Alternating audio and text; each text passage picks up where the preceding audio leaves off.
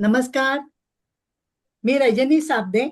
येथे उपस्थित असलेल्या सर्व ज्योतिर्विदांचे मनापासून महिला ज्योतिर्विद संस्थेतर्फे मनापासून स्वागत करीत आहे. महिला ज्योतिर्विद संस्था पुणे यांनी अधिक मासानिमित्त सुरू केलेल्या ज्योतिषीय व आध्यात्मिक विषयांवरील व्याख्यानांची मालिका सुरू केलेली आहे. अधिक मास असल्याने 33 व्याख्याने होणार आहेत. आजचे व्याख्यान माननीय श्री सिद्धेश्वर मारटकर देणार असून त्यांचा विषय आहे सद्यस्थिती आणि ज्योतिष.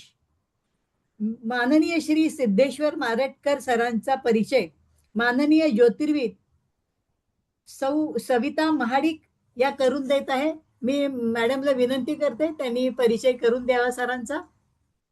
नमस्कार सर. नमस्कार तुम्हाला सगळ्यांना. मी नमस्कार करते. मारटकर सर हे खरं तर सगळ्यांना माहिती आहे. ज्योतिष ज्ञान म्हणणंही ते भविष्य, वेदनीय भविष्य अतिशय चांगल्या प्रकारे सांगतात. त्यांचे व्हिडिओज भरपूर आहेत. भरपूर चांगल्या तऱ्हेने ते भविष्य सांगतात. मुख्य म्हणजे ते सांगतात ते बरोबर येते. जे ग्रहयोग आहेत त्यानुसार ते बरोबर भविष्य सांगतात आणि आपल्यालाही ते अपील होतं. मुख्य म्हणजे ते माझे स्वतःचे सर आहेत, त्यामुळे त्यांचं भविष्य मला बरोबर कळतं. कुठल्या ते ज्या प्रकारे सांगतात त्या प्रकारचं ते मला पटकन अपील होतं. एक तर त्यांचे ज्योतिष ज्ञान हे मासिकही आहे. पुष्कळ राशींवर त्यांनी पुस्तकंही लिहिलेली आहेत. पुष्कळ त्यांचं लेखनही खूप चांगलं झालेलं आहे. आणि एकेकाळी ते महाराष्ट्र ज्योतिष परिषदेचे अध्यक्ष होते. त्यावेळेला त्यांनी एक अधिवेशन घेतलं होतं. खूप सक्सेसफुल झालं होतं. भयंकर गर्दी झाली होती त्यावेळेला आणि खूप चांगल्या प्रकारे त्यांची मॅनेजमेंट त्यांनी घेतली होती. शास्त्रीचे परीक्षा ते घेत असत. अतिशय छान शिकवत असत ते. त्यांनी ते जे काही बोलत असत ते बरोबर मनावर बिंबवलं जात होतं. आणि कधीही केव्हाही त्यांना कुठलेही प्रश्न विचारा ते अतिशय शांतपणे आणि व्यवस्थितपणे आपल्याला समजून सांगत होते.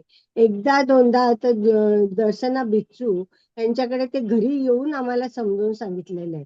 म्हणजे इतके ते विद्यार्थ्यांच्या म्हणजे विद्यार्थ्यांना चांगलं यश यावं याच्यासाठी ते अगदी झटत होते आणि कामही करत होते. असे मारटकर सर.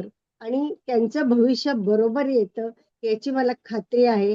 असे हे मारटकर सरांचं आजचं मेदनीय म्हणजे आजची सर्व स्थिती अशी आपल्याला भविष्य ऐकायला मिळणार आहे. नमस्कार. सरांना विनंती करते त्यांनी आपलं भाषण सुरू करावं. नमस्कार.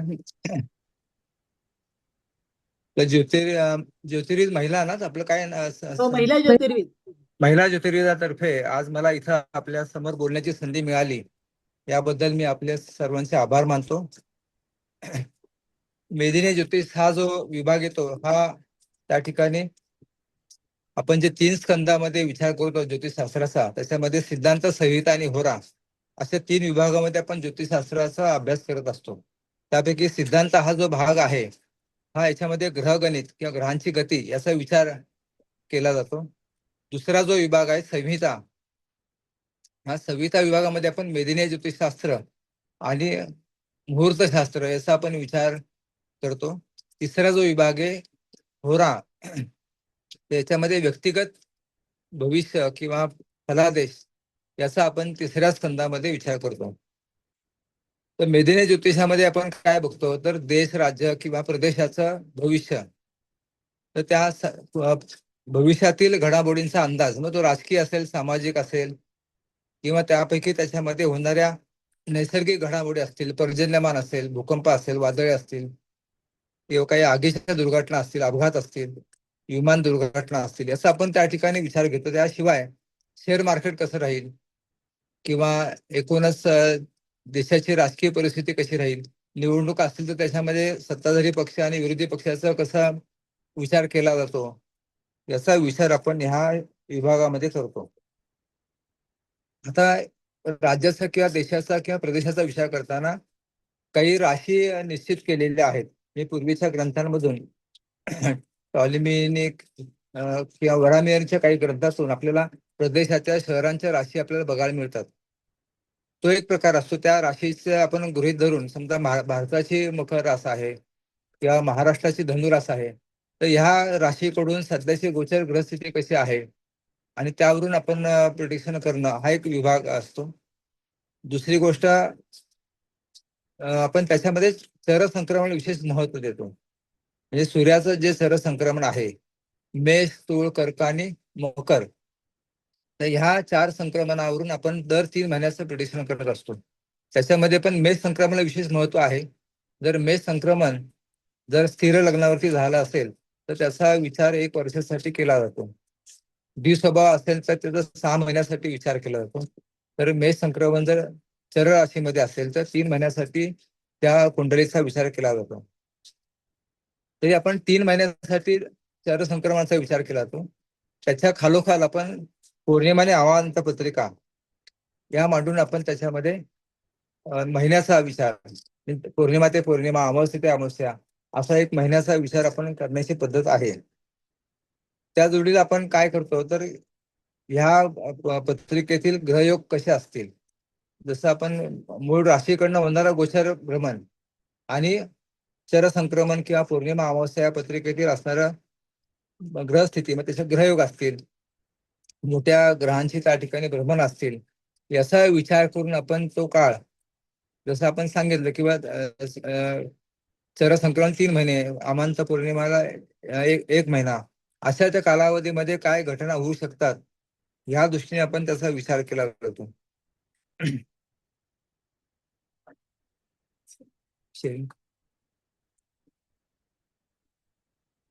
जसं आपण जातकाची पत्रिका बघतो तसंच त्या ठिकाणी मेदिनी ज्योतिषामध्ये काही नियम आहेत, त्याचा आधार घेऊन आपल्याला त्या ठिकाणी प्रिडिक्शन करता येतं. उदाहरणार्थ त्याच्यामध्ये आपण जसं आपण स्थानगत विचार करतो तसं मेदिनीमध्ये सुद्धा स्थानगत विचार करण्याची पद्धत आहे. तर आपण इथं जर बघितलं आपल्या स्क्रीनवरती तर आपल्याला त्या ठिकाणी पहिल्या स्थानावरून साधारण काय विचार होतो तर तिथं देशाची जनता किंवा लोकमानस, प्रजा यांचा विचार त्या ठिकाणी केला जातो. मग त्याच्यामध्ये त्यांचं आरोग्य असेल, त्यांची त्या ठिकाणी लोकसंख्या असेल, याचा विचार आपण पहिल्या स्थानावरून करतो. सेकंड हाऊस मधून आपण काय बघतो तर देशाची आर्थिक स्थिती, कुटुंब व्यवस्था किंवा कर्ज किंवा त्याच्यामध्ये शेअर मार्केटला सुद्धा काही गोष्टी आपण इथं बघतो. नाणेनिधी किंवा एकूण चलन हे आपण इथं बघतो. तिसऱ्या स्थानामध्ये दळणवळणाची साधनं असेल, शेजारी राष्ट्र असतील, प्रवास असेल, कलाकार, खेळाडू किंवा प्रसिद्धी माध्यम, प्रसार माध्यमाचा विचार आपण तिसऱ्या स्थानामध्ये केला जातो. चतुर्थ स्थानामध्ये हवामान, पर्जन्यमान, रस्ते, दळणवळण, पाण्याचा साठा, धरणे ह्या गोष्टीचा विचार आणि विशेष करून विविध पक्षाचा विचार आपण चौथ्या स्थानावरून करतो. पंचम स्थानावरून शेअर मार्केट, रेस, सट्टा, लॉटरी यांचा विचार इथे केला जातो. नंतर मनोरंजनाचे ठिकाण, नाट्यगृह या ठिकाणी आपण पंचम स्थानामध्ये बघतो. 6व्या स्थानामध्ये सरकारी नोकर, कर्मचारी, कष्टकरी वर्ग, त्या जोडीला पोलीस मिलिटरीचा विचार पण आपण 6व्या स्थानावर केला जातो. त्याशिवाय गुप्त शत्रूंचा विचार आपण 6व्या स्थानावर करतो. नंतर सप्तम स्थानामध्ये आपण बघितलं तर त्याच्यामध्ये परराष्ट्रांशी असणारे संबंध किंवा होणारे करार, व्यापार याचा विचार, त्याशिवाय देशातील न्याय व्यवस्थेचा विचार आपण सप्तम स्थानावर करतो. मोठे अग्रीमेंट किंवा करार आपण इथं बघतो किंवा युद्धाचा विचार सुद्धा आपल्याला सप्तम स्थानावर करायचा असतो. त्याच्या पुढे आपण 8वं स्थान जर बघितलं तर खाणीतील संपत्ती, देशातील मृत्यूचं प्रमाण, नंतर सुप्रीम कोर्ट, त्याशिवाय पेन्शनर, गुप्तहेर खातं हे तुम्हाला 8व्या स्थानामध्ये बघायला पाहिजे. 9व्या स्थानामध्ये आलो तर आपण त्या ठिकाणी संशोधनाचा विचार, महाविद्यालय, विद्यापीठ, धार्मिक स्थळ, मंदिर, न्यायाधीश, शिक्षक, प्रोफेसर किंवा बुद्धिवादी लोकांचा विचार आपण इथे केला जातो. नंतर 10व्या स्थानामध्ये आपण प्रमुख सत्ताधारी पक्ष, देशाची प्रतिष्ठा, देशातील प्रमुख व्यक्ती, राष्ट्रपती, मुख्यमंत्री, पंतप्रधान यांचा विचार आपण इथे केला जातो. 11व्या स्थानामध्ये देशाचा संबंधित असणाऱ्या राजदूत किंवा देशदूत, लोकसभा, विधानसभा, राज्यसभा, कौन्सिल ह्या ठिकाणी आपण इथं बघितलं जातं. देशातील असणारं फॅशन्स हे सुद्धा आपण इथं बघितलं जातं. नंतर 12व्या स्थानामध्ये परदेशाशी असणारे व्यापार, विमान, जहाज, पासपोर्ट, विसा या दृष्टीने आपण व्यवस्थानाचा विचार करू. धर्मदाय संस्था, सगळ्या चॅरिटेबल संस्था हे आपण इथं बघितलं आपण. यानंतर आपण पुढे जर गेलो तर ग्रहांचं सुद्धा काही विशिष्ट कारकत्व आपल्याला इथं बघायला मिळतील. तर तसं त्या ठिकाणी आपण स्थानाचं बघितलं तर काही विशिष्ट ग्रहांचे पण काही कारकत्व तुम्हाला बघायला मिळतील. जसं की रवी म्हणजे प्रमुख व्यक्ती किंवा उच्च अधिकारी व्यक्ती, देशाचा प्रमुख व्यक्ती, राजघराणे हे आपण तिथं बघतो. चंद्रावरून आपण प्रजा, पाण्याशी संबंधित गोष्टी, मत्स्य व्यवसाय, शेती, घरं असं आपण त्या ठिकाणी स्त्री वर्ग आपण विशेष करून बघतो. त्यांचा चतुर्थ स्थानावरून आपलं मंगळावरून आपण सेना, पोलीस खातं, डॉक्टर, गुन्हेगार, अतिरेकी, स्फोटक घटना, भूकंप, अग्नीचे अपघात ह्या गोष्टी आपण मंगळावरून बघतो. बुधावरून आपण प्रसिद्धी माध्यम, पत्रकार, स्टेशनरी किंवा लेखक, साहित्यिक, पोस्ट किंवा त्या ठिकाणी दळणवळणाची साधनं, बौद्धिक संपदा आणि राजदूत हे आपण बुधावरून बघतो. गुरुग्रहावरून आपण मंत्री, शिक्षण संस्था, डॉक्टर, सल्लागार, धर्मादाय संस्था, पुरोहित, नंतर जे साधू संत किंवा धर्मगुरू, विद्यापीठ, विश्वविद्यालय या गोष्टी आपण गुरुवरनं बघतो. शुक्रावरून आपण कलाकार, स्त्री वर्ग, चित्रपट, पैसा, मनोरंजन, गायन, वादन, नंतर मनोरंजन साधनं, शेअर मार्केट, प्रवासाची साधनं, कला कौशल्य आणि विवाहाशी संबंधित असणाऱ्या गोष्टी आपण शुक्रावरनं बघतो.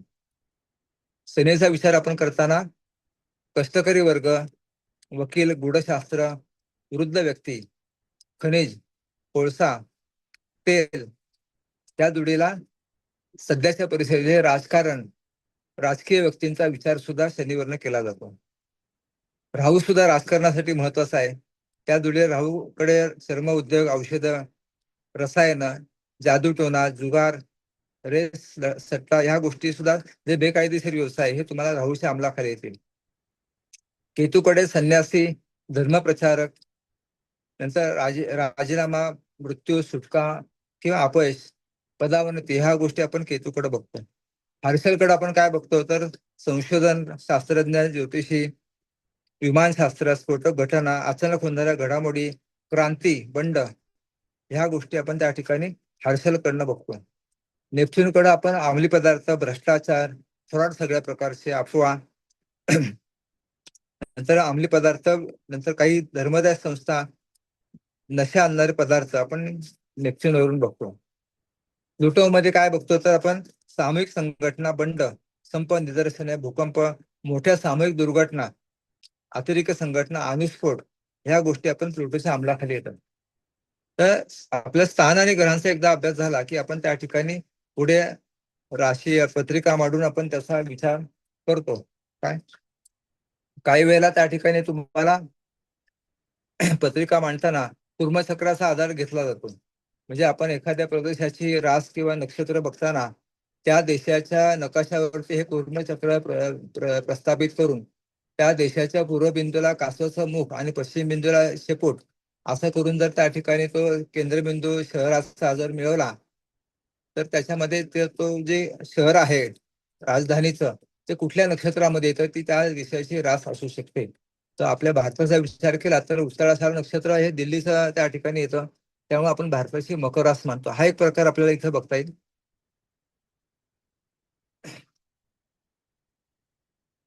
इथं आपल्याला बघायला मिळेल नकाशामध्ये. तर आपण हा ते कुर्मचक्र इथं सेंटरला प्रक्षेप केलं आणि वरती दिल्लीला रेग मारली. या कुर्मचक्राच्या उत्तराषाढ नक्षत्रात ते दिल्ली हा प्रदेश येतो, त्यामुळं भारताची रास आपण मकर मानतो. काय शेअर मार्केटचा विचार करताना पंचम स्थान शुक्र आणि हर्षल यांचा आपण त्या ठिकाणी तेजी मंदीसाठी विचार करतो. बाकी गुरु, राहू, मंगळ हे तेजी देणारे ग्रह असतात. शनी, केतू आणि इतर हर्षल, नेपच्यून हे अस्थिरता निर्माण करणारे ग्रह त्या ठिकाणी असू शकतील, याच्यावरून आपण विचार करतो.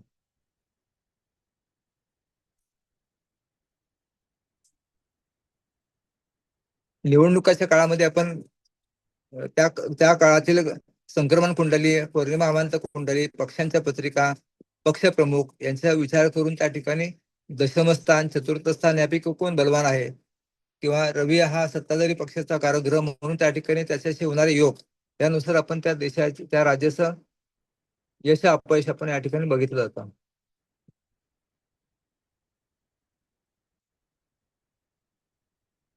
तर बऱ्याच वेळेला काय होतं की एक मेदिनी ज्योतिष म्हणलं की त्या ठिकाणी फक्त राजकीय ज्योतिष असा लोकांचा एक गैरसमज आहे, की बरेच आपण युट्यूब बघतो तर त्याच्यामध्ये बहुतेक लोक ही कुठल्या तरी नेत्याचं भविष्य सांगणं, कुठल्या तरी त्या ठिकाणी भारत महासत्ता होणं, पाकिस्तानचे 2 तुकडे होणं, किंवा त्या ठिकाणी मोठं काहीतरी युद्ध होणं, ह्याप्रमाणे थोडस त्या ठिकाणी भाकीत वर्तवतात. पण त्याच्यामध्ये आधार कशाचा घेतला हे आपल्याला कळत नाही. बहुतेक जे राजकीय व्यक्तींच्या म्हणजे भाकीत वर्तवलं जातं त्याच्यामध्ये खूप मर्यादा येण्याची शक्यता असते. कारण का, आपल्याला त्या व्यक्तींच्या तारखा सगळ्यांच्या मिळत नाही. पहिली गोष्ट तुम्ही जर बघितलं तर सगळ्यांच्या पत्रिका ह्या दुपारी 12च्या तुम्हाला त्या ठिकाणी मांडताना दिसतील, आणि त्याच्यावरून होणारं जे काय प्रोडिक्शन असतं हे थोडंसं हास्यास्पद होतं. बरेचसे लोक त्या ठिकाणी केविलवाना प्रयत्न करतात की बा ह्या नेत्याचं असं होणार, त्या नेत्याचं तसं होणार, मोदी काय निवृत्ती जाहीर करतील किंवा काय योगी पंतप्रधान होतील, अशा काय वेगवेगळ्या गोष्टी जे चर्चा होती याला तसं तर बेसलेस असतो. म्हणजे एखाद्या गोष्टीचा परिणाम हा खरं तर काही घडामोडी होणार असतील तर त्यावेळेला केलेलं ठीक आहे. म्हणजे आता त्याच्यामध्ये मोदींना राजीनामा दिला, मग आता कोण पंतप्रधान होणार, तर त्यावेळेला त्याचं प्रिडिक्शन करणं ठीक आहे. किंवा निवडणुका होत असताना कुठली सत्ता जाणार का राहणार, यावेळेला तुम्ही त्या वेळेच्या पौर्णिमा अमांत पत्रिका संक्रमण कुठली मांडून जर विचार केला तर त्यावेळेची परिस्थिती बघून करणं ठीक असतं. पण आधी त्या ठिकाणी काही वातावरण नसताना कुठल्याही नेत्याचं भविष्य सांगणं हा थोडासा केविलवाना प्रयत्न बरेच लोक करत असतात. त्याच्यामध्ये मग थोडंसं इंग्लिश थोडं हिंदी बोललं की त्यांना तो आंतरराष्ट्रीय नेता भविष्यवेता होतो, आणि त्याच्यामध्ये ते कुठेतरी मग काहीतरी टाकायचं म्हणून आपलं दर आठवड्याला काहीतरी चालू असतं. हा थोडासा एक केविलवाना त्या ठिकाणी भाग असतो. परंतु मेदिनी ज्योतिष हा म्हणजे काय, मेदिनी मेदिनी म्हणजे पृथ्वीच्या संबंधित होणाऱ्या घडामोडी.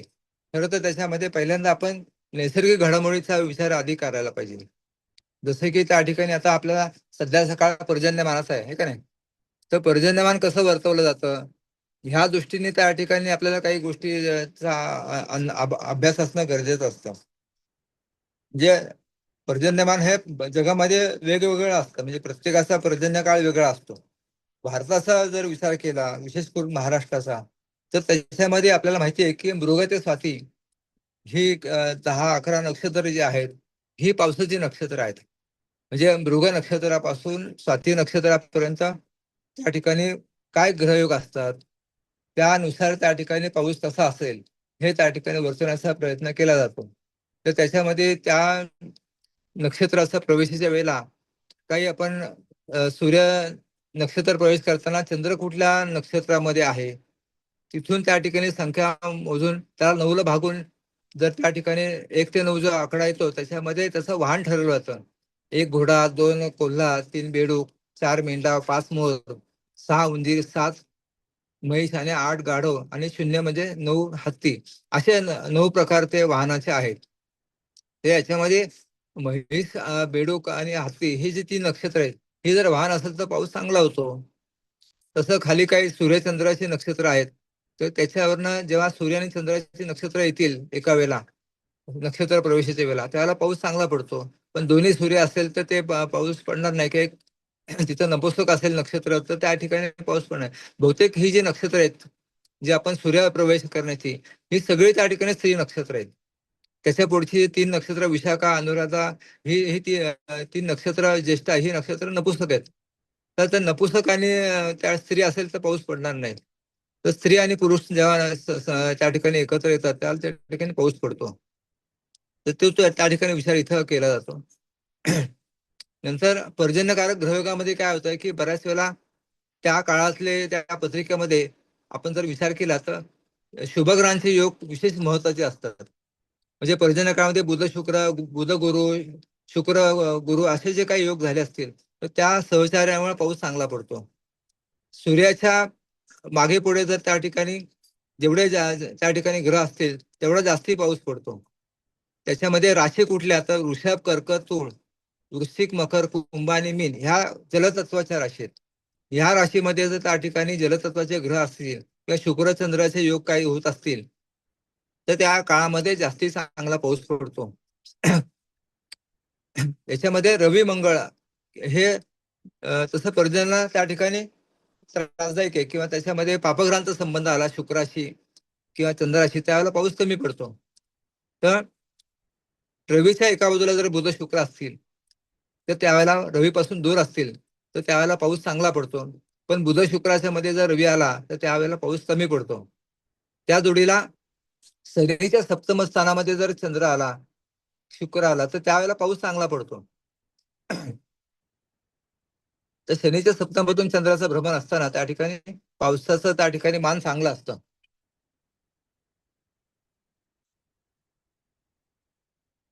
सध्या शनी बघा मीन राशीमध्ये तर आता त्याच्यामध्ये आता आपण आता पावसाचा विचार करतोय. सध्या आपल्या महाराष्ट्रामध्ये पाऊस येतोय.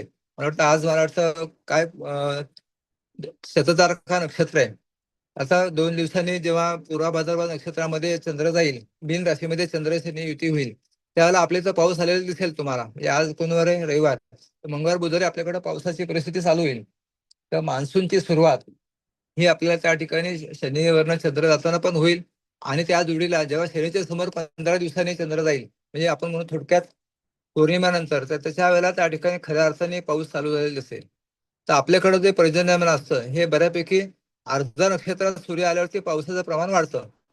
तर आपल्या इथं 20 जूनला सूर्य अर्धा नक्षत्रात प्रवेश करतो. तर त्यावेळीची सुद्धा पत्रिका मांडण्याचा एक प्रघात आहे. तर तिथं तुम्हाला 20 जून ते साधारण सूर्याचं कर्क राशीतील भ्रमण हे 15 ऑगस्ट पर्यंत असतं. तर हा काळ आपल्यासाठी पावसाचा चांगला असतो. म्हणजे ह्या काळामध्ये 20 जून ते 15 ऑगस्ट इथं त्या ठिकाणी जर शुभग्रहांचं चांगले योग झाले तर हे सरासरी एवढा पाऊस नक्की पडतो. त्या दृष्टीने आपल्याला आता जर बघितलं आपण तर काही नक्षत्र कुंडल्या तुम्ही मांडून बघा तर त्याला तुम्हाला पावसाचं प्रमाण चांगलं दिसेल. आता विशेष करून काय सध्या कर्क राशीमध्ये गुरु आहे जलतत्वाच्या राशीमध्ये. तर शनी मीन राशीमध्ये हा त्याचा योग चांगला आहे तसा. तर त्याच्या जोडीला ज्या वेळेला मग त्या ठिकाणी मंगळ ह्यामध्ये प्रवेश करतो ह्या योगामध्ये त्याला मग तिथं पावसाचा त्या ठिकाणी प्रॉब्लेम येतो. म्हणजे सध्या कसं आहे मंगळ आता 20 जूनला वृषभ राशीमध्ये जाईल. नंतर एक साधारण 1.5 महिना म्हणजे जुलैच्या 15 तारखेपर्यंत मंगळ हा मिथुन राशीमध्ये याच्यामध्ये असेल वृषभ राशीमध्ये आणि ऑगस्ट एंड पर्यंत तो कदाचित मिथुन राशीमध्ये असेल. म्हणजे ऑगस्टच्या शेवटी सप्टेंबरच्या सुरुवातीला मंगळ हा कर्क राशीमध्ये जातो. म्हणजे असं आपण म्हणू शकतो की बा कर्क राशीमध्ये मंगळ जेव्हा जाईल सप्टेंबरमध्ये तेव्हा पावसाचं प्रमाण कमी होईल.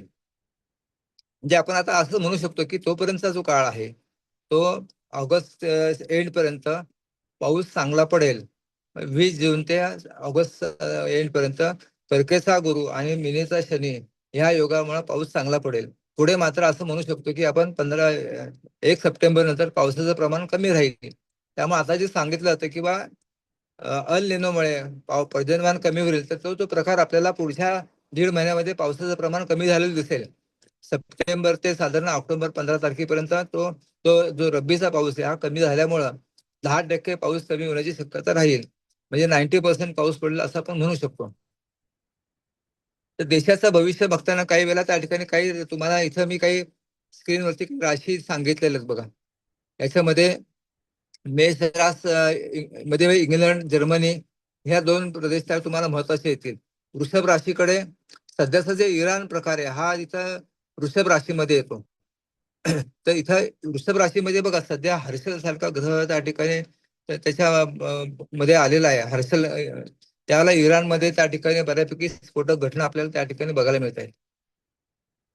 नंतर मिथुन राशीमध्ये USA म्हणजे अमेरिका हा महत्वाचा त्या ठिकाणी देश येतो. कर्क राशीमध्ये हॉलंड न्यूझीलंड सारखे देश येतील. सिंह राशीमध्ये फ्रान्स इटली यासारखे देश येतील. तर कन्या राशीमध्ये वेस्ट इंडिज आणि ब्राझील यासारखे महत्वाचे देश येतील. तुळ राशीमध्ये ऑस्ट्रिया चीन यासारखे महत्वाचे देश येतील. तर वृश्चिक राशीमध्ये विशेष करून त्या ठिकाणी नॉर्वे किंवा उत्तर सिरिया अशा प्रकारचे देश येतील. तर धनुराशीमध्ये अरबस्तान ऑस्ट्रेलिया असे महत्वाचे देश तुम्हाला इथं बघायला मिळतील. तर मकर राशीमध्ये भारत अफगाणिस्तान हे मकर राशीच्या आधिपत्याखाली येतील. नंतर ग्रीस सुद्धा तुम्हाला मकर राशीमध्ये दिसेल. तर पुढे कुंभ राशीमध्ये अरबस्थान, रशिया, स्वीडन ह्या राशींचा समावेश दिसतो. तर मीन राशीमध्ये पोर्तुगाल सारखा एक त्या ठिकाणी महत्वाच्या देशाचा त्या ठिकाणी भाग दिसतो. तर ह्या राशीचा आपण त्या ठिकाणी विचार करू शकतो. काही काही शहरांच्या राशी पण खाली आपल्याला बघायला मिळतील. तर इथं आपण जर बघितलं तर त्या मेषमध्ये बडोदा आहे. जसं वृश्चिक राशीमध्ये मुंबई तुम्हाला बघायला मिळेल, सुरत बघायला मिळेल. धनु राशीमध्ये महाराष्ट्र आहे. आता जो बंगाल आहे तो आपण बघितलं तो मकर राशीमध्ये येतो. मीन मध्ये पंजाब सारखा देश येतो. तर इथं तुम्हाला काही देशातल्या राशी आणि प्रदेशात तुम्हाला इथं विचार केलेला दिसून येईल.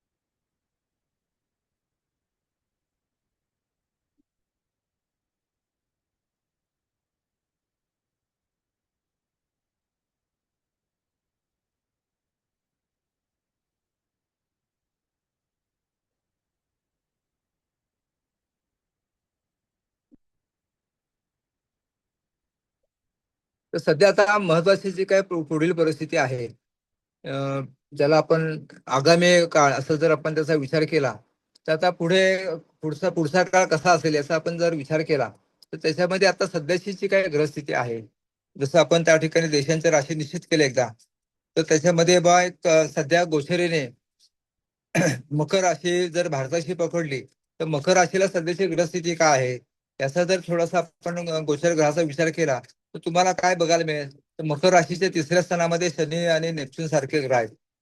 काय मकर राशीच्या सप्तम स्थानामध्ये गुरु सारखा ग्रह आता भ्रमण करेल. तर मकर राशीच्या एकूण हर्षल सारखा ग्रह पंचम स्थानामध्ये भ्रमण करेल. म्हणजे आपण त्या ठिकाणी भारताचे मकर रास पकडून जर आताचा विचार केला तुम्हाला असं लक्षात येईल की बा एक शनी, नेपच्यून आणि त्या ठिकाणी प्लुटो सारखा ग्रह मकर राशीमध्ये प्रवेश करतो. तर याच्यामध्ये प्लुटो हा जवळजवळ 2039 पर्यंत भारताच्या मकर राशीमध्ये असणार आहे. तर अशा वेळेला त्या ठिकाणी प्लुटो हा एक खूप महत्वाचा ऍस्पेक्ट आहे बरं का. एकूण प्लुटो जरी लहान ग्रह असला तर त्याची त्या ठिकाणी एक बलवत्ता खूप मोठी आहे. म्हणजे मेदिनी प्लुटोला खूप महत्व आहे. तर ज्या वेळेपासून त्या ठिकाणी प्लुटोचं भ्रमण भारताच्या मकर राशीमध्ये चालू झालं त्या वेळेपासून भारताचं महत्व आंतरराष्ट्रीय पातळीवरती वाढताना आपण दिसेल. काय तुम्हाला बघायला मिळेल म्हणजे तिथं भारताची भूमिका ही जास्ती त्या ठिकाणी चांगली झालेली दिसेल. म्हणजे कोरोना काळामध्ये सुद्धा भारताचं त्या ठिकाणी, कारण त्यावेळेला सुद्धा मकर राशीमध्ये प्लुटो होता, तर भारताचं त्या ठिकाणी नाव चांगलं आपल्याला त्या ठिकाणी बघायला मिळालं. तर तिथून पुढं भारताची जी काय आता एक महासत्तेकडे चालू असणारी वाटचाल आहे, तर आपण आता 4थ्या नंबरवरती आहोत. जे आपण मागच्या काही काळामध्ये 6-7 नंबरवरती होतो तसं आपण त्या ठिकाणी आता सध्या भारत हा 4थ्या क्रमांकाची अर्थसत्ता आपण त्या ठिकाणी म्हणू शकतो. आणि आता ह्या कठीण काळामध्ये सुद्धा त्या ठिकाणी भारताचा एकूण व्यवस्था ही बऱ्यापैकी आपण शाबूत ठेवलेली आहे. तो एक प्लुटोचा संदर्भ आहे. दुसरी गोष्ट सप्तमातला गुरु काय करणार आहे तर एकूण त्याच्यामध्ये मूळ जर आपण स्वातंत्र्य कुंडली बघितलं तर सगळे ग्रह कर्क राशीमध्ये होते बघा पूर्वी 15 ऑगस्टला. तर त्या ग्रहांच्या वरनं गुरुचं भ्रमण जे होत आहे तर ते अतिशय महत्वाचं आहे. तर ह्या काळामध्ये बऱ्यापैकी मोठ्या घडामोडी आपल्याला त्या ठिकाणी भारतीय राजकीय व्यवस्थेमध्ये म्हणा किंवा आंतरराष्ट्रीय व्यापारामध्ये तुम्हाला मोठं त्या ठिकाणी त्या घडामोडी तुम्हाला पुढील काळामध्ये कर्कशा गुरुमध्ये दिसेल. सध्या काय झालंय की ग्रहण सुद्धा त्या ठिकाणी महत्वाचा भाग असतो. तर आता होणारी ग्रहणं ही भारताच्या धनस्थानामधून होत आहेत, कुंभ आणि सिंह राशीमधून. तर याचा परिणाम आपण काय बघितला तर सध्या महागाई वाढली आहे. काय रुपयाचं अवमूल्यन झालेलं आहे किंवा अष्टमात होणारी ग्रहणं याच्यामध्ये आपण काय बघितलं की काही मोठ्या लोकांचे अपघाती मृत्यू आपण ह्या काळामध्ये बघतो. त्या जोडीला काही ठिकाणी सत्ता बदल आपण याच्यामध्ये बघितलेला आहे. काही ठिकाणी नेतृत्व बदल आपण ह्या काळामध्ये बघितलेला आहे. तर तो काळ अजून त्या ठिकाणी नोव्हेंबर पर्यंत आपल्याला सहन करायचा आहे. थोडक्यात आता महागाईचा जे प्रॉब्लेम आहे किंवा देशाच्या आर्थिक स्थितीमध्ये जो काय गोंधळ चाललाय त्याचा परिणाम आपल्याला ग्रहण संपापर्यंत बघायला मिळेल. तर आपण जी काय ती त्या ठिकाणी त्या काळामध्ये जी काय ग्रहणं झाली तर त्या त्या त्या काळामध्ये त्या ग्रहणाचा परिणाम हा तुम्हाला बराच काळ त्या ठिकाणी बघायला मिळतो. म्हणजे एका ग्रहणाचा परिणाम हा दुसऱ्या ग्रहणापर्यंत होण्याची शक्यता असते. तर ह्या वर्षामध्ये आपण 2 ग्रहण बघितली आहेत.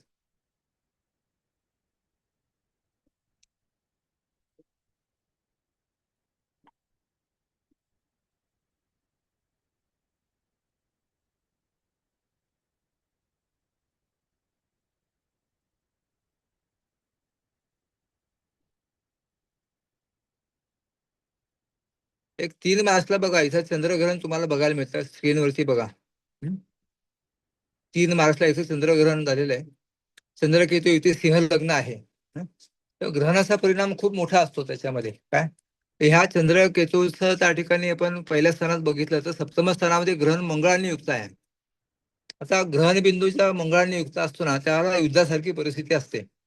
आता सप्तम स्थान हे परराष्ट्राशी संबंधित असल्यामुळं आपल्या बाहेरच्या देशामध्ये तुम्हाला युद्धासारखी परिस्थिती बघायला मिळते. मंगळ, राहू, बुध, रवी असं त्या ठिकाणी योग झालेला आहे. तर इथं आपण याचा फलादेश करताना त्याचा विचार केलेला आहे बघा. खाली जर आपण त्या कुंडलीच्या खाली काय म्हटलंय, काही देशांना युद्धाचा सामना करावा लागेल. आणि त्याच्या उजव्या रकान्यामध्ये तुम्हाला आपण काही देशांचे उल्लेख पण केलेले आहेत की त्याच्यामध्ये युरोप, रशिया, युक्रेन, इस्रायल यासारख्या देशांना युद्धाचा धोका संभवतो. आणि त्याच्या जोडीला खाली आपण असे म्हटलंय की राष्ट्रप्रमुखांच्या मृत्यूच्या घटना या काळात संभवतात. तर ह्या काळामध्ये आपल्याला बघायला मिळालं की ह्या महिन्यामध्ये आपल्याला इराणचा प्रमुख आहे त्याचा मृत्यू त्या ठिकाणी आपण बघितला. पहिल्याच दिवशी त्याचा मृत्यू झालेला आहे. राष्ट्रप्रमुखांचा मृत्यू ही घटना आपल्याला इथं बघायला मिळते. तर हे जे ग्रहण आहे हे याचा परिणाम आपल्याला त्या ठिकाणी 6 महिने बघायला मिळेल. म्हणजे आपण नेहमी काय सांगतो की बा ग्रहणाचा परिणाम दुसऱ्या ग्रहणापर्यंत असतो. तर दुसरं ग्रहण कधी होणार आता, तर सप्टेंबरमध्ये होणार. म्हणून मी ज्यावेळेला युद्धाची परिस्थिती आपण यावेळेला सांगितली त्याच वेळेला आपण असं त्या ठिकाणी सांगितलं होतं की हे युद्ध कदाचित 6 महिने चालेल. म्हणजे असा चालू असलेला युद्धाचा तणाव हा सप्टेंबर पर्यंत अजून राहणार आहे. कारण आता काय झालंय की ह्याच पत्रिकेत तुम्ही जर बघितलं आता सध्या काय झालंय, 20 जून पासून मंगळ आता वृषभ राशीत येणार आहे. जो सप्तमात होता तर त्या मंगळ अर्षालाशी युती होणार पुढच्या काळामध्ये. तर हे युद्ध आणखी पेटण्याची शक्यता आहे. वृषभ राशी इराणशी आहे, त्यामुळे इराणवरती आणखीन हल्ले या काळामध्ये होण्याची शक्यता आहे. कळलं का? तर इथं तुम्हाला हे युद्ध आता पुढच्या ह्या 20 जून नंतर आणखीन तुम्हाला पेटलेलं दिसेल. तर ग्रहण बिंदूच्या केंद्रस्थानामध्ये होणारं ग्रहण, मंगळाचं भ्रमण हे तुम्हाला युद्ध पेटवणार असेल. त्यामुळं पुढचा अजून एक 20 जून पासूनचा 1.5 महिना म्हणजे साधारण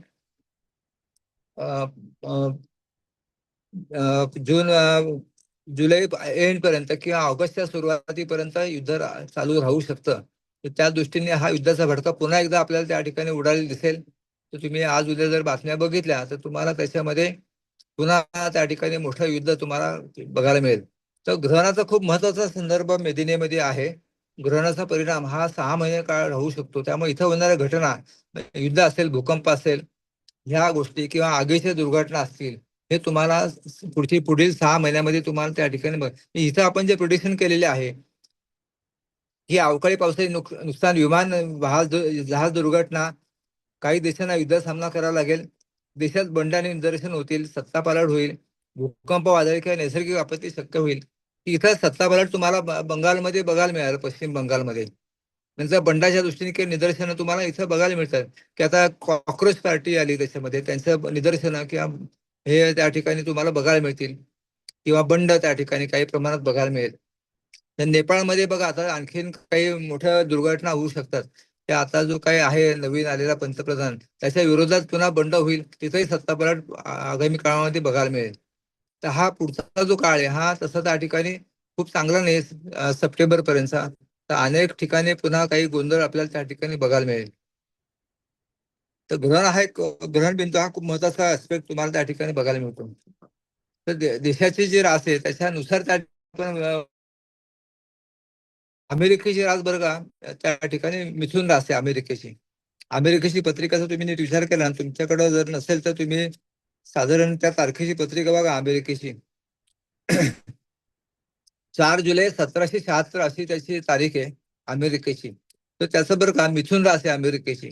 तर त्यावेळेच्या ज्या ग्रहयोगामध्ये मकर राशीमध्ये अष्टमात प्लुटो आहे आणि वृषभेचा हर्षल आहे. काय काय वृषभेचा हर्षल आणि मकरेचा प्लुटो असं त्यांच्या 1776च्या पत्रिकेमध्ये तुम्हाला बघायला मिळेल. आणि आता तिथंच प्लुटो आणि हर्षलचं भ्रमण चालू आहे. काय त्यांच्या पत्रिकेत शनी नेपच्यून कन्या राशी ते चतुर्थ स्थानात. तर आता शनी नेपच्यून हे त्याच्या समोर आले आहेत. त्यामुळे अमेरिकेची परिस्थिती आता अतिशय बिकट होत चाललेली आहे. हा जो अष्टमातला त्यांचा मूळ प्लुटोवरून होणारं प्लुटोचं भ्रमण, दशमात होणारं नेपच्यून आणि शनीचं भ्रमण आणि मूळ हर्षलवरनं होणारं हर्षलचं भ्रमण, आता जो मंगळ हर्षल योग आणखीन होतोय तिथं 12व्या स्थानात, हा अमेरिकेचं मोठं नुकसान करणार आहे. त्याचा जो अध्यक्ष आहे अमेरिकेचा डोनाल्ड ट्रम्प, यांची पत्रिका पण खूप बोलकी आहे. तर त्याच्या पत्रिकेमध्ये सिंह लग्न आहे. तुम्हाला जर पत्रिका नसेल तर तुम्ही पुढे त्या ठिकाणी मांडवू शकता. त्याची जी त्या ठिकाणी पत्रिका आहे ही साधारण एक 14 जून 1946 ची पत्रिका आहे. 14 जून 1946. पाहिजे तर लिहून घ्या. तर त्याच्यामध्ये सिंह लग्नाची पत्रिका आहे.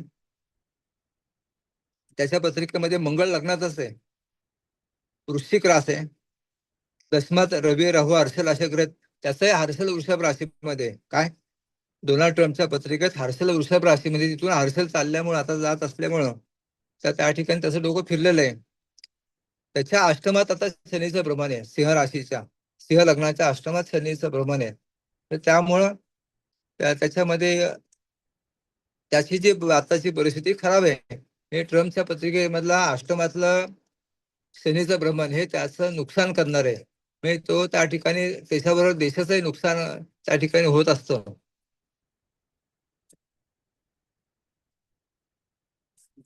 तर त्या सिंह राशीच्या अष्टमातून होणारं शनी नेपच्यूनचं भ्रमण हे थोडक्यात आपण सुसाईड करण्यासारखं आहे. म्हणजे ट्रम्पने आता जे काही विनाकारण जागतिक युद्धाचा जो काही त्या ठिकाणी प्रकार त्यांनी उचलला, तर थोडस त्याच्यामधून तुम्हाला तो आत्महत्या केल्यासारखी परिस्थिती आहे. म्हणजे तिथं पुढचा काळ अजून त्याला कठीण असणार आहे. त्याच्या विरोधात मोठं बंड होऊ शकतं आणि त्या ठिकाणी त्याला ट्रम्प हटव अशी मोहीम पुढील काळामध्ये तुम्हाला बघायला मिळेल. त्याच्यामुळे त्या ठिकाणी अमेरिकेला मोठं नुकसान किंवा त्या देशाची एकूण आर्थिक परिस्थिती ही त्या ठिकाणी खराब होण्याची शक्यता राहील.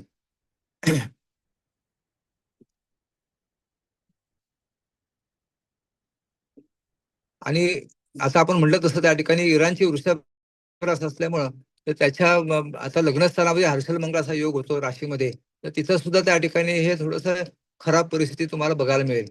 या जोडीला माझ्या मते वृषभ राशीतला मंगळ हर्षल योग हा बऱ्यापैकी युक्रेनसाठी सुद्धा त्रासदायक आहे. युक्रेनची सुद्धा वृषभ रास आहे आणि रशियाची कुंभ रास आहे. तर रशियाच्या चतुर्थ स्थानामध्ये मंगळ असेल असा योग होणार आहे. तिथं तुम्हाला तो त्या ठिकाणी पुन्हा एकदा युद्धाचा भडका, म्हणजे थोडक्यात आपण हा जो महिना आहे आता 20 जून नंतरचा, हा तसा मोठ्या युद्धाला पोषक असणार आहे. आपण जर त्याच्यामध्ये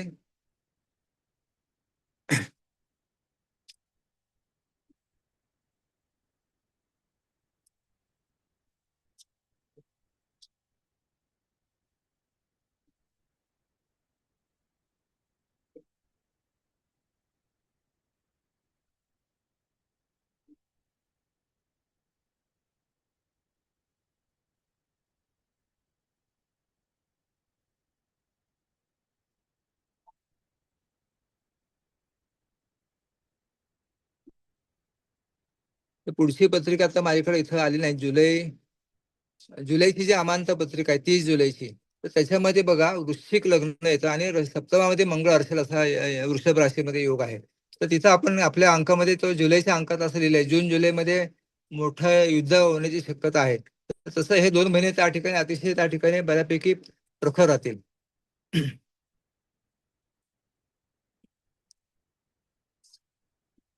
आता आपण इथं सौवास्त कुंडली जर बघितली आपण इथं वरच्या बाजूला, तर त्याच्यामध्ये सुद्धा आपण इथं या ठिकाणी जर बघितलं, इथे मीन लग्नाच्या पत्रिकेमध्ये 12 स्थानामध्ये मंगळ राहू असे योग त्या ठिकाणी तुम्हाला दिसतील. तर इथं सुद्धा ग्रहण बिंदूच्या जवळ राहू असल्यामुळं आपण त्या संवत्सर कुंडलीमध्ये पण असं म्हटलं होतं की बा हे वर्ष थोडंसं परदेशातील युद्धाचं राहील. हे परदेशामध्ये त्या ठिकाणी 12 स्थाने परदेशी संबंधित आहे.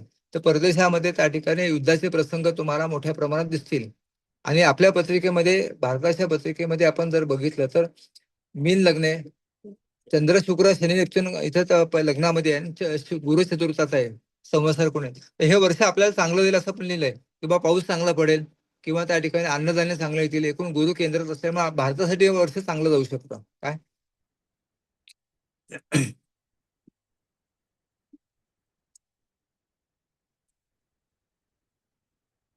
आपण आता मेष संक्रमण कुंडली इथं लिहिलंय, तिथं तारीख चुकीची इथं पडली. 14 एप्रिल आहे ती, 14 एप्रिल 2026. आता एप्रिल ते साधारण जुलै असा तो या ठिकाणी काळ होता. तर याच्यामध्ये आपण ह्या 3 महिन्यामध्ये मागच्या जर बघितलं तर इथं तुम्हाला मिथुन लग्न आहे. दशमात शनी नेपच्यून मंगळ बुध असे ग्रह त्या ठिकाणी. ते असा विचार करता आपण दशमातल्या ग्रहावरून असं सांगितलं होतं की बा बंगालमध्ये सत्ता बदल होऊ शकते दशमामध्ये पापग्रह असल्यामुळं. त्या जोडीला ऋषभेचा शुक्र ऋषभेचा हर्षल 5 डिग्री आहे आणि शुक्र इथं 23 डिग्री आहे. हे लग्नबिंदू आहे ना 0 डिग्री असल्यामुळं शुक्र हर्षल हा जवळपासचा योग आपण सांगितला होता की या काळामध्ये मोठ्या गायिका किंवा यांचा मृत्यू होऊ शकतो, कलाकारांचा मृत्यू होऊ शकतो. तर आपल्याला याच्यामध्ये या काळामध्ये आशा भोसले म्हणा किंवा आता परवा सुमन कल्याणपूर यांचा त्या ठिकाणी आपला मृत्यू या काळामध्ये बघायला मिळाला. तर याचा परिणाम एप्रिल ते जुलै असा त्याचा परिणाम आहे. या काळामध्ये कलाकारांना हा योग चांगला नाही.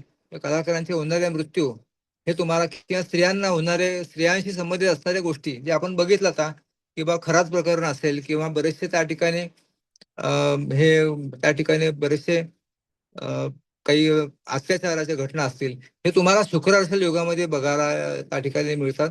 तर त्याचा कालावधी एप्रिल ते जुलै असा आहे. तर इथे तुम्हाला आता सध्या जे काय बरेच आपण बघतो की बा अनेक भोंदू हे त्या ठिकाणी त्यांना पकडलेलं आहे. जवळजवळ महाराष्ट्रामध्ये 50हून अधिक भोंदू लोक पकडले गेलेत. तर त्याला कारण काय, तर इथं त्याच्यामध्ये मीन राशी मधला शनी नेपच्यून हा खूप महत्वाचा आहे. मीन राशी थोडीशी ही अशा प्रकारच्या कार्यक्षेत्रासाठी महत्वाची आहे. म्हणजे जिथं आश्रम आहे किंवा जिथं त्या ठिकाणी मोठमोठे मठ आहेत, इथला भ्रष्टाचार या ठिकाणी शनी नेपच्यूनमुळे उघडकीला आला आणि त्या मठाधिपती म्हणा किंवा जे काही त्या ठिकाणी तिथले जे काही प्रमुख आहेत त्यांना होणारा तुरुंगवास हा तुम्हाला ह्या मीन राशीतल्या शनी नेपच्यूनमुळे त्या ठिकाणी बघायला मिळतो. तर हा परिणाम अजून 1 वर्ष आहे, जून 2027 पर्यंत अशा प्रकारचे भ्रष्टाचार त्या ठिकाणी आपल्याला मठ संस्था किंवा धार्मिक संस्थांमधले होणारे भ्रष्टाचार हे तुम्हाला उघडकीस येण्याची शक्यता राहील. हे 3 महिने मात्र स्त्रियांना चांगले नाहीत. त्या दृष्टीने त्या ठिकाणी काळजी घेणं गरजेचं आहे. असे काही दुर्घटना त्या ठिकाणी आपल्याला बघायला मिळतील. आपण आता कर्क संक्रमण जर बघितलं तर 16 जुलै ते साधारण ऑक्टोबर मध्ये त्या ठिकाणी हा जो परिणाम आहे याचा परिणाम इथं जर बघितला तर मीन लग्नामध्ये शनी नेपच्यून आहे. पंचमात रवी गुरु असा योग आहे. 6व्यामध्ये चंद्र शुक्र केतू असा तो त्या ठिकाणी योग आपल्याला इथं बघायला मिळेल. आता इथं सुद्धा हा योग त्या ठिकाणी पुन्हा महत्वाचा आहे की 3ऱ्या स्थानामध्ये मंगळ हर्षल युती असल्यामुळं शेजारी राष्ट्रामध्ये स्फोटक घटना होतील. काय म्हणजे शेजारी राष्ट्रामध्ये युद्ध होतील असं आपण म्हणू शकतो. मंगळ हर्षल 3ऱ्या स्थानामध्ये युती आहे. त्यामुळे हा जो जून जुलैचा भाग आहे हा इथं 3ऱ्या स्थानाचा मंगळ हर्षल काय दाखवतो, शेजारी राष्ट्रामध्ये मोठे स्फोटक घटना होतील. काय नंतर हा खेळाडू कलांसाठी चांगला योग नाही. तर इथं सुद्धा कलाकारांचे दुर्घटना, अपघात, मृत्यू ह्या घटना तुम्हाला ह्या पुढच्या काळामध्ये सुद्धा बघायला मिळेल. शनी नेपच्यून लग्नात आणि गुरुचे दृष्टी असल्यामुळं ह्या 3 महिन्यामध्ये चांगली पर्जन्यवृष्टी होईल असं म्हणता येईल. काय तर रवी गुरु कर्क राशीमध्ये शनी नेपच्यून मीन राशी जलतत्वाच्या राशीमध्ये चतुर्थ स्थानात मिथुनेचा बुध आहे. चतुर्थ स्थान हे कसं आहे तर ते आपल्याला पर्जन्यमानाच्या दृष्टीने महत्वाचं आहे. बुध हा पर्जन्याचा कारक आहे.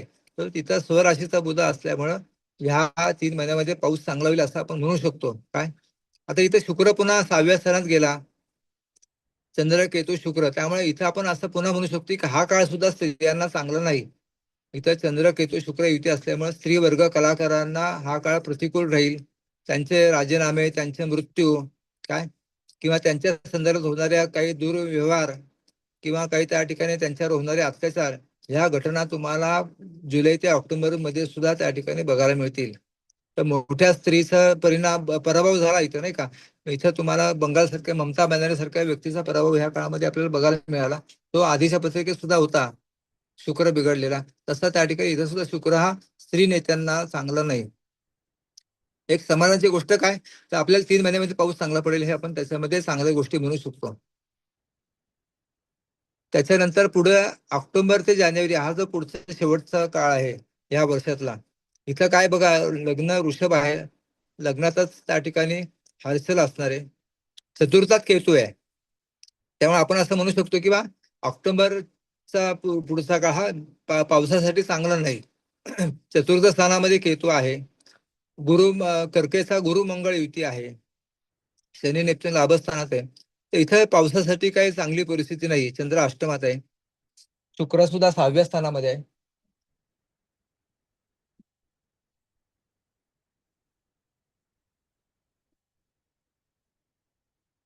त्यामुळे ह्या काळामध्ये त्या ठिकाणी पर्जन्यमान कमी राहील. गुरु मंगळ 3ऱ्या स्थानात इथं पण आहे. आता इथं लग्नात हर्षल आहे, त्यामुळे इथं सुद्धा त्या ठिकाणी आपल्याला या काळामध्ये भारतामध्ये काही उत्तर भारतामध्ये काही दुर्घटना इथं बघायला मिळेल, काही स्फोटक घटना इथं बघायला मिळतील. केंद्रामध्ये राहू केतू असल्यामुळं थोडी इथं राजकीय परिस्थिती सुद्धा थोडीशी खराब राहील. काही मोठे बदल राजकीय दृष्टीने त्या ठिकाणी बघायला मिळतील. इथं 3ऱ्या स्थानातला गुरु मंगळ हा शेजारी राष्ट्रामधल्या त्या ठिकाणी काही मोठे बदल त्या ठिकाणी बघायला मिळेल. हा गुरु मंगळ प्रतियोग होतो असा योग आहे. त्या मोठ्या दुर्घटना आपल्या शेजारच्या राष्ट्रामध्ये तुम्हाला बघायला मिळेल. या दृष्टीने सुद्धा शेवटचा जो काळ आहे हा सुद्धा एक शेजारी राष्ट्रामध्ये युद्ध होणं हे तुम्हाला त्या ठिकाणी बघायला मिळेल. आता हे जे मोठे ग्रह आहेत याचं भ्रमण बघताना आत्ताची ग्रहणं ही भारतासाठी कशी तर आर्थिक दृष्टीने खराब आहे किंवा राजकीय नेत्यांसाठी खराब आहे, तशी पुढची जी मकर आणि कर्क राशीतील ग्रहण ही भारताच्या मकर राशीमध्येच होणार आहे. आलं लक्षात? तर ती ग्रहणं भारतामध्ये मोठे बदल करणारी आहे. म्हणजे इथं त्या ठिकाणी पुढचे 1.5 वर्ष जो काळ आहे म्हणजे पूर्ण 27 साल आणि 28 मध्य याच्यामध्ये अनेक मोठे बदल त्या ठिकाणी आपल्याला भारतीय राजकारणात बघायला मिळतील. हा जो मकर आणि कर्केचा जे ग्रहण आहेत ही आशिया खंडामध्ये प्रॉब्लेम निर्माण करणारी आहेत. आता जी ग्रहण होते वृषभ आणि सिंह आणि कुंभेमधली ही मध्य मिडल ईस्ट, इथे मिडल ईस्ट मध्ये परिणाम करणारी होती. तर पुढची जी ग्रहण आहेत ही आशिया खंडामध्ये प्रॉब्लेम निर्माण करणारे असतील. तर इथं मोठे बदल त्या ठिकाणी राजकीय क्षेत्रात म्हणा किंवा नैसर्गिक दृष्टीने आपल्याला त्या ठिकाणी पुढच्या काळामध्ये बघायला मिळतील. तर भारतातल्या नेतृत्वामध्ये काही बदलाच्या हालचाली पुढच्या 28च्या काळात 27-28 काळामध्ये बघायला मिळतील. नवीन नेतृत्वाला संधी मिळू शकेल किंवा बरेचशा जुन्या लोकांना त्या ठिकाणी काढून नवीन मंत्री त्या ठिकाणी तुम्हाला झालेले दिसतील. पुढे महाराष्ट्रातले पण काही प्रमुख नेते केंद्रामध्ये जाण्याची शक्यता आहे. तर तिथं महाराष्ट्राची धनुरास आहे, तर त्याच्या धनस्थानामध्ये त्या ठिकाणी ग्रहण होणार आहेत पुढची. तर त्याच्यामध्ये मोठे बदल हे त्या ठिकाणी महाराष्ट्राच्या राजकारणात तुम्हाला बघायला मिळतील. महाराष्ट्राची राजकीय आर्थिक स्थिती सुद्धा त्या ठिकाणी खूप चांगली राहणार नाही पुढच्या काळामध्ये. थोडं आता जे काय आपण बघितलं की जो लाडकी बहीण योजनेमुळे जो ताण तिजोरी पडलेला आहे त्याचा परिणाम पुढच्या 1.5 वर्षामध्ये जास्ती जाणवेल तुम्हाला. तर महाराष्ट्रातील आर्थिक स्थिती मंदावेल, त्याच्यामध्ये बरेचसे बिघाड तुम्हाला बघायला मिळतील. बरेचसे पक्ष त्या ठिकाणी पुन्हा पक्षीय राजकारण मोठ्या प्रमाणात त्या ठिकाणी होईल. काही सत्तेतील पक्ष बाहेर पडण्याची शक्यता आहे. काही लोकांना त्या ठिकाणी मोठ्या प्रमाणात त्या ठिकाणी निलंबित केलं जाईल. पुढचा जो काळ हा महाराष्ट्र आणि भारताच्या दृष्टीने पुढची ग्रहणे थोडीशी मोठ्या बदलाची असणार आहे. आणि ज्यावेळेला मग ह्या मकर आणि कर्क ह्या राशीतून जेव्हा मंगळाचं भ्रमण होईल त्यावेळेला विशेष करून एप्रिल 27 साली मोठे बदल भारतात आणि महाराष्ट्रात तुम्हाला बघायला मिळतील. मंगळ हर्षल जेव्हा युती होईल त्यावेळेला त्या ठिकाणी मोठे बदल त्याच्यामध्ये तुम्हाला महाराष्ट्रात आणि त्या ठिकाणी भारताच्या दृष्टीने बघायला मिळतील. तर हा काळ थोडासा मोठ्या बदलाचा असेल. मोठी क्रांती त्या ठिकाणी होण्याची शक्यता आहे. काही देशाच्या काही राजकीय गोष्टीमध्ये मोठे विचित्र बदल तुम्हाला त्या ठिकाणी बघायला मिळतील. काही पक्ष मोठे फुटण्याची शक्यता राहील. तर तो एक काळ त्या ठिकाणी चांगला नाही किंवा पर्जन्यमान पुढच्या 1.5 वर्षामध्ये कमी झालेलं तुम्हाला दिसेल. आता कर्केचा गुरु असल्यामुळे त्या मानाने आपल्याला चांगलं त्या ठिकाणी ह्या वर्षीचा पावसात जाईल. पण पुढचा जर पर्जन्यमान हे खूप चांगलं नाही. कर्केमध्ये ग्रहण होणार आहेत. गुरु त्यावेळेला सिंहस्थ असणार आहे. तर त्या सिंहस्थामध्ये बऱ्यापैकी पाऊस कमी झाल्यामुळे अन्नधान्याचं त्या ठिकाणी कमतरता तुम्हाला बघायला मिळेल. तर तो काळ काही तेवढा चांगला नाही. तर 1.5 वर्षाचा काळ आपल्याला थोडासा टफ जाईल. आणि पुन्हा मग त्या ठिकाणी 29 नंतर त्याच्यामध्ये पुन्हा चांगल्या गोष्टीची सुरुवात तुम्हाला बघायला मिळेल. ज्यावेळेला एक पुढची लोकसभा निवडणूक होतील त्यानंतर थोडंसं स्थैर्य मिळेल. पण हा जो काळ आहे आता साधारण 27 साल सुरू झाल्यापासून 29 पर्यंतचा काळ हा मोठ्या विचित्र बदलाचा असेल. आशिया खंडामध्ये पाकिस्तानमध्ये काही मोठे चेंजेस होतील, कारण पाकिस्तानची जी रास आहे ही सुद्धा त्या ठिकाणी आपण बऱ्याच वेळेला मेष रास मानतो. त्याच्या दशमात हे ग्रहण होणार आहेत. तर तिथं सुद्धा त्या ठिकाणी चतुर्थातील ग्रहण ही पाकिस्तानचे 2 तुकडे करण्याची शक्यता आहे. तिथं तिथं 2 विभाग होतील पाकिस्तानचे. त्यांना तो काळ त्रासदायक सत्तापलट होईल. तिथं पुन्हा मिलिटरीचं राज्य येण्याची शक्यता राहील. तसंच त्या ठिकाणी चायना आणि त्या ठिकाणी इतर आशियातले प्रदेश आहेत, त्याच्यामध्ये मोठ्या घडामोडी त्या ठिकाणी आपल्याला बघायला मिळतील. तर सीमा ज्या आहेत, देशाच्या सीमा इथं आशियामध्ये तिथं मोठे वाद पुढच्या काळामध्ये तुम्हाला बघायला. मग भारताचं चीनची सीमा असेल किंवा पाकिस्तानची बॉर्डर असेल, हे कायम संवेदनशील राहतील.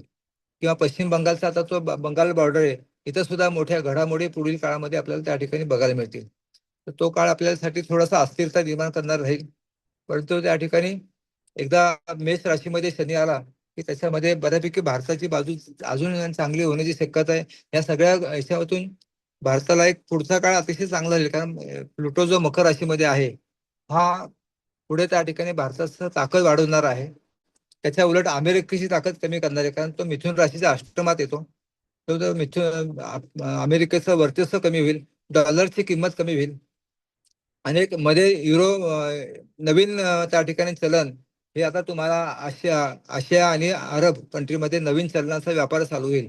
तर चलन बदल होणं हा भाग त्या ठिकाणी तुम्हाला पुढच्या काळामध्ये दिसेल. कारण आता जो आपण म्हटलं त्या ठिकाणी सिंह आणि कुंभ राशीमधले जे ग्रहण आहेत ही शेअर मार्केटसाठी चांगली नाही आणि आर्थिक गोष्टीसाठी पण चांगली. त्यामुळे सगळीकडे आपल्याला महागाई बघायला मिळते. नेपच्यून आणि शनीचा जो काही भाग आहे मीन राशीतला, हा तेलाचे प्रॉब्लेम त्यांनी निर्माण केले. तर तो त्याच्यामुळे होणारे जे काही बदल आहेत हे चलन बदलामध्ये त्याचा परिणाम होऊ शकतो. शेअर मार्केटमध्ये माझ्या मते जे असतील त्यांनी शहाणा होऊन आता तरी नोव्हेंबर पर्यंत बाहेर राहिलं पाहिजे. तर तिथं त्या ठिकाणी बऱ्यापैकी आणखीन मोठ्या पडझड तुम्हाला पुढच्या काळात दिसेल. तर तिथं आता आर्थिक व्यवहार खूप जपून करायला पाहिजे, इन्व्हेस्टमेंट खूप जपून करायला पाहिजे. तर देशाची आणि जगाची आर्थिक स्थिती सध्या आता खराब राहणार, महागाई वाढणार आहे. आपला पैसा किंवा काही महागाच्या वस्तू, ज्वेलरी हे सगळं जपून ठेवलं पाहिजे. तर त्याच्यामध्ये तुम्हाला त्या ठिकाणी चोऱ्या वाढतील, गुन्हेगारी वाढणार आहे. मोठे बँका किंवा सराफी दुकानावरती दरोडे पडण्याची शक्यता पुढील काळामध्ये दिसेल तुम्हाला. त्यामुळे पुढचा काळ थोडासा संवेदनशील राहील. तर आपली आर्थिक बाजू ही त्या ठिकाणी सक्षम ठेवली पाहिजे. त्या दृष्टीने सगळ्यांनी काळजी घेणं आवश्यक आहे. काही मध्ये जे बातमी येत होते की बा चलन बदल होऊ शकतं का, तर होऊ शकतं. जसं आता म्हणलं की नवीन व्यवहार हे नवीन चलनामध्ये होतील, तसं भारतामध्ये सुद्धा एक नोट बदल होण्याची शक्यता नाकारता येत नाही.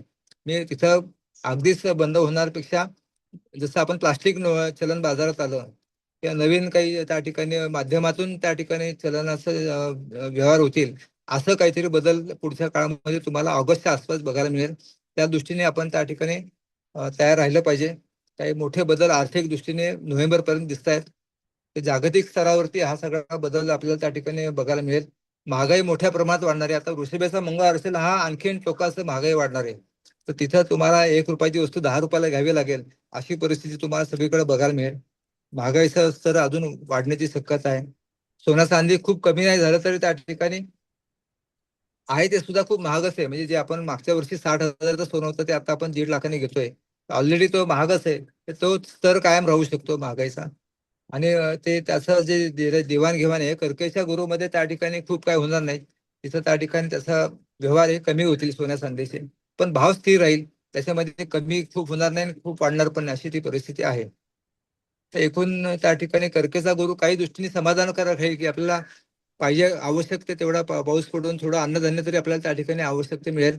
आता जानेवारी 27 पर्यंत तेलाचे प्रॉब्लेम तुम्हाला सगळीकडे बघायला मिळतील. त्यामुळे होणारी महागाई ही तुम्हाला त्या ठिकाणी सहन करावी लागेल. तर तेवढा काळ आपल्याला 1 वर्षाचा हा त्या दृष्टीने महत्वाचा आहे. तर सगळ्या जगाला याचा परिणाम तुम्हाला बघायला मिळेल. कोणाला काही शंका असेल तर 1-2 विचारा, आपण थांबू मग.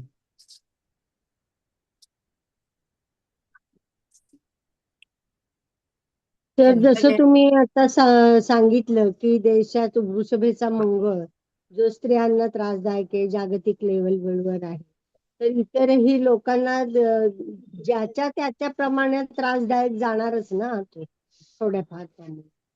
कोणाला म्हणजे बाकी वैयक्तिक इतर जण कोण वैयक्तिक आहेत ते वैयक्तिक पत्रिकेत जनरल पब्लिकचं विचारते मी. हो होणार ना आता कसं आहे, सगळ्यात खराब रास आहे आता मिथुन रास सगळ्यात खराब आहे. जसं आपण अमेरिकेची रास म्हणतो. 12 हो स्थानात हर्षल आहे, तो आता वृषभेचा शनी हर्षल मंगळ होणार. हो नंतर दशमात शनी नेपच्यून आहे. नंतर अष्टमात प्लुटो आहे. काय आणि गुरु लग्नात होता, तर ते ह्या सगळ्या गोष्टी मिथुनेला जास्ती खराब होत्या. त्याच्या खालोखाल सिंह राशीला आहे. सिंह राशीमध्ये दशमात मंगळ हर्षल होईल. नंतर त्या अष्टमात शनी नेपच्यून आहे आणि 6व्या स्थानात प्लुटो सारखा ग्रह आहे आणि दशमात हर्षल आहे. हे सिंह रास पण तेवढीच खराब आहे.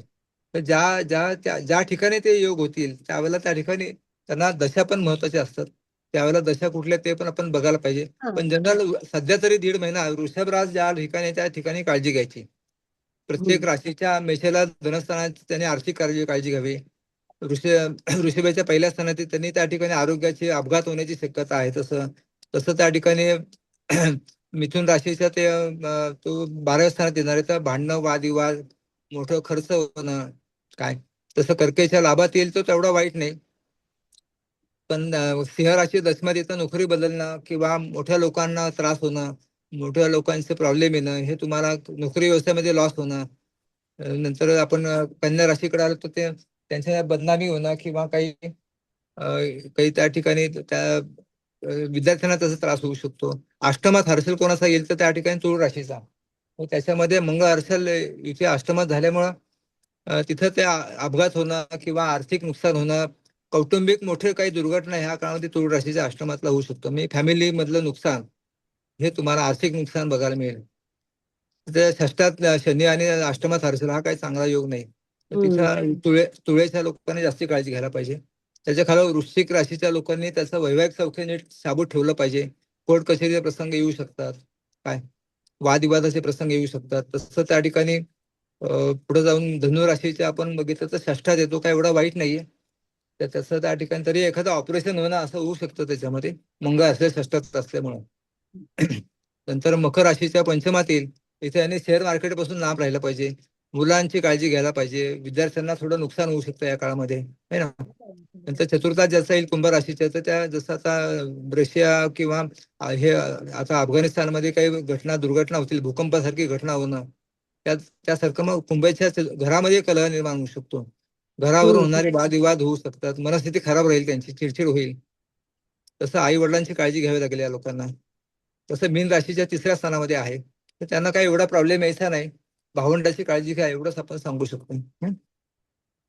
बरोबर आहे. आणि ट्रम्प्स विषयी तुम्ही जे सांगितलं की त्याची पत्रिका खराब झालेलीच आहे, कारण अष्टमातनं सिंह लग्न असल्यामुळे हे त्यांना हो, फिक्स तशी असं. भीती वाटते की तो कदाचित आत्महत्या करेल का, किंवा त्याला कुणी मारेल का, अशी हा भीती वाटते. हा हा तेच मला विचारायचं होतं. ते म्हणजे सुसाईड शक्यता आहे थोडासा त्याला त्रास होण्याची. रिस्क आहे लोक त्याला. हो. त्याला त्रास त्या लोकांनी त्याला त्रास दिल्यामुळे त्याला त्या गोष्टी करण्याची शक्यता आहे. त्याचा मूळ हर्षल दशमात आहे. काय तेव्हा आता हा त्या हर्षलवरून हर्षल चाललाय आणि त्याचा मंगळ पण तिथे येणार, त्यामुळे त्याच्या विरोधात मोठं बंड होईल आता.